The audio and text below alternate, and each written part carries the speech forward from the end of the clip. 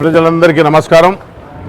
ఈరోజు తెలుగుదేశం పార్టీ ప్రభుత్వం 2 సంవత్సరాలు పూర్తయిన సందర్భంగా తెలుగుదేశం పార్టీ విజయోత్సవాల రాష్ట్రంలో అంతా జిల్లా స్థాయిలో చేయడం జరుగుతూ ఉంది। దాంట్లో భాగంగానే కడప జిల్లాలో కడప పట్టణంలో ఈరోజు విజయోత్సవ సభ భారీ ఎత్తున ఏర్పాటు చేయడం జరిగింది।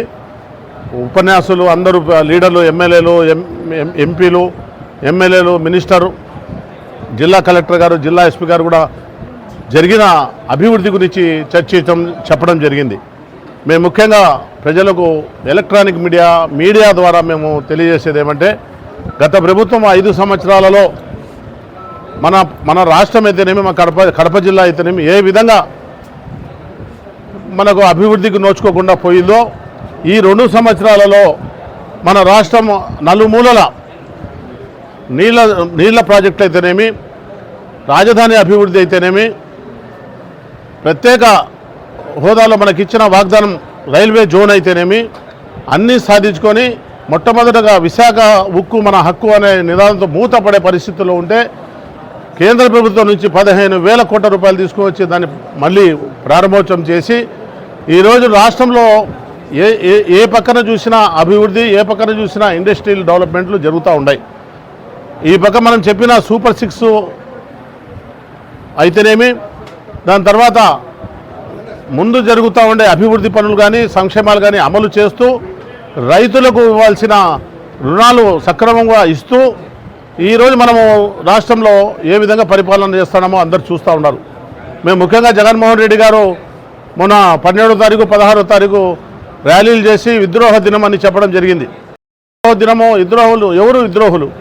సొంత చిన్నాయనని చంపిన కేసులో 5 సంవత్సరాలు ముఖ్యమంత్రిగా ఉండి ముద్దాయిలను తేల్చలేని పరిస్థితి నీది। సొంత చెల్లిని, తల్లిని ఆస్తి పంపకాల్లో రోడ్ల మీద తిప్పుతున్న పరిస్థితి నీది। సొంత చిన్నాయన కూతురు సునీతమ్మను ఈరోజు కోట్ల చుట్టూ తిప్పుతున్న పరిస్థితి నీది। ఇద్రోహులు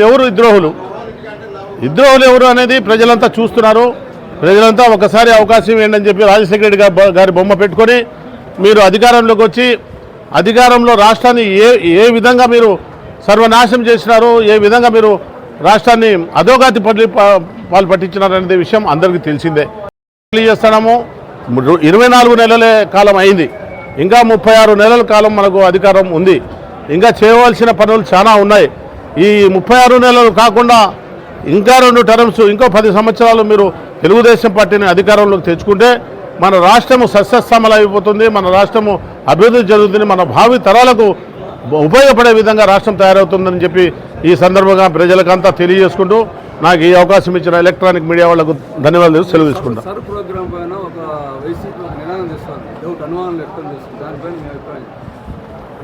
2022లో జరిగిన 2026లో జరుగుతుంది। 24 సంవత్సరాల కాలం తర్వాత అని పెట్టి కేంద్ర ప్రభుత్వము రాష్ట్రంలో అన్ని ఇండ్లకు పోయి అందరూ ఓటర్లు బోగస్ ఓట్లు ఏదైనా ఉంటే తీసేసి, లేని ఓట్లు ఎవరైనా 18 సంవత్సరాలు నిండిన వాళ్ళు కానీ, పెళ్ళై కోడళ్ళగా వచ్చిన వాళ్ళు కానీ, పెళ్ళై కూతుర్లు వాళ్ళ ఇళ్లకు పోయిన వాళ్ళు కానీ ఓట్ల సవరణ చేసుకొని ఒక నాణ్యమైన ఓటర్ లిస్టును, ఆంధ్ర రాష్ట్రంలో ఒక నాణ్యమైన ఓటర్ లిస్టును తయారు చేసి ఎన్నికలకు పోవాలనే సిద్ధాంతంతో కేంద్ర ప్రభుత్వం, రాష్ట్ర ప్రభుత్వాలు పనిచేస్తూ ఉన్నాయి ఎలక్షన్ అధికారుల సమక్షంలో।